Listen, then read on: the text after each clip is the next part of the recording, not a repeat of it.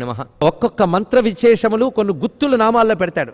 ఆ నామాలు గుర్తు తీసుకుని పారాయణ చేయాలి. ఉదాహరణకి భవదావ సుధావృష్టి, పాపారణ్య దవానల, దౌర్భాగ్యతూల వాతూల, జరాధ్వాంతర విప్రభ, భాగ్యాబ్ది చంద్రిక, భక్త చిత్తకేకి ఘనాఘన, రోగపర్వత దంభోళి, మృత్యుదారు కుఠారిక. ఇది ఒక గుత్తండి. ఇలా లాగాలి బయటికి. ఆ గుత్తిగాని తీసుకుంటేట జాతకంలో ఎన్నెన్ని రకాల దోషాలున్నాయో అన్నిటినీ పోగొట్టగలిగే శక్తి గుత్తిలో పెట్టాడు మొత్తం. ఇలా మీకు రహస్యములు ఎన్ని కనిపిస్తాయో. దుర్లభ దుర్గమా దుర్గా నుంచి దుర్గా విద్య ఉంది.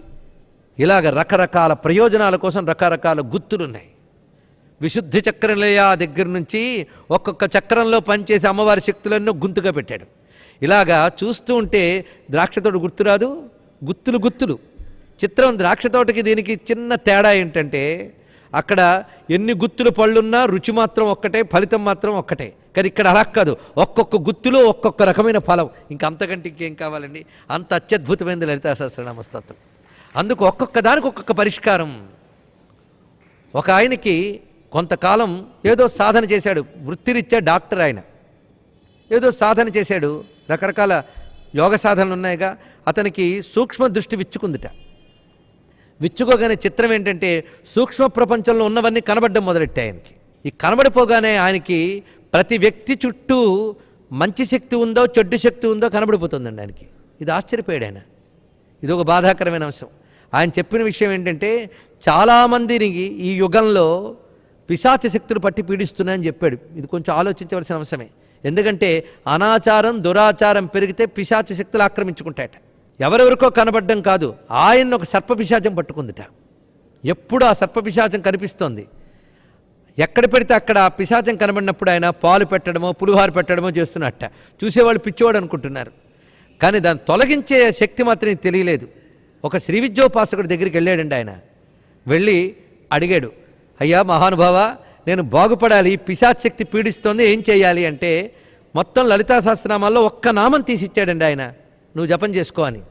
ఆయన చేసిన పని ఏమిటంటే అమ్మవారి పటం పెట్టి ఆ పటానికి ఒక చందనం కుంకుమ పెట్టి ఒక దీపం వెలిగించి ఆ నామం జపం చేయడం మొదలుపెట్టాడు. ఆ జపం చేస్తున్నంతసేపు సర్పపిశాచం దూరంగా ఉందిట. సాధారణంగా పిశాచాలు పట్టినప్పుడు ఆలయాలకి గుళ్ళకి కూడా వెళుతూ ఉంటారు. ఎన్ని గుళ్ళు వెళ్ళినా వదలలేదండి అని కొందరు చెప్తూ ఉంటారు. అంటే వీడు చెప్పులు వదిలి లోపలికి వెళ్తాడు కదా, అది కూడా అక్కడ కాపలా కాస్తుంటుంది చెప్పుల దగ్గర. ఆ దేవత దగ్గరికి రాలేదు. వాడు దండం పెట్టి బయటకు రాగానే చెప్పులతో పాటు అది వాడిని అంటుకుంటుంది. అలాగా ఈ జపం చేస్తున్నంతసేపు బయటకు వచ్చింది అది. కానీ ఇతను జపం ఆపకుండా చేశాడు. సరిగ్గా నామం 4000 పూర్తయ్యిందో లేదో అమ్మవారి చిత్రపటంలోని ఆ సింధూరం నుంచి ఒక కాంతి రేఖ బయటకు వచ్చి ఆ సర్పపిశాచాన్ని దగ్ధం చేయడం ఇతను కంటితో చూసేటండి. ఇప్పుడు చెప్పండి, ఇక్కడ ఇది అతనికి సూక్ష్మదృష్టి వచ్చింది కనుక కనబడింది, లేకపోతే ఏం చెప్పేవారు మీరు? అందుకు లలితా సహస్రనామాలు ఒక్కొక్క నామం నుంచి ఏ కిరణ శక్తులు వస్తాయో, ఏ మంత్రశక్తులు వస్తాయో మనకు తెలియదు. అలాంటి శక్తులు ఉన్నాయి, మనకు తెలియదు. కానీ వాడి ఫలితం మాత్రం తప్పకుండా మనం అనుభవిస్తాం. అందుకే రహస్యనామములు అవి. సూక్ష్మ దృష్టితో చూస్తే గాని తెలియని అద్భుతాలు ఉన్న నామములు గనకనే రహస్యనామములు. ఇది మరొక నిర్వచనం.